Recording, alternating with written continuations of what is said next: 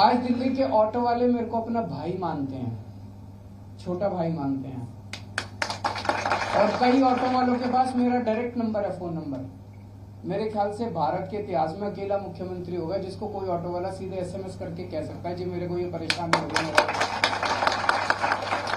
काम करा दो।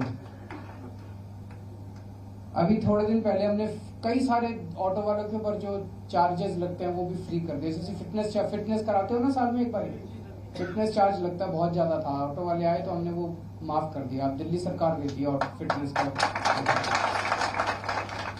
एक फेसलेस सर्विस करी है। फेसलेस सर्विस मतलब जैसे अभी एक भाई ने कहा जी आरटीओ में बहुत पैसे लगते हैं, तो अब आपको आरटीओ जाने की जरूरत नहीं है, ऑनलाइन कर दिया सब कुछ।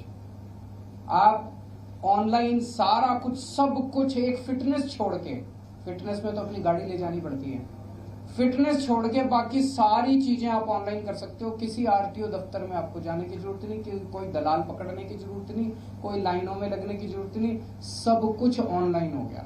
तो सारी रिश्वत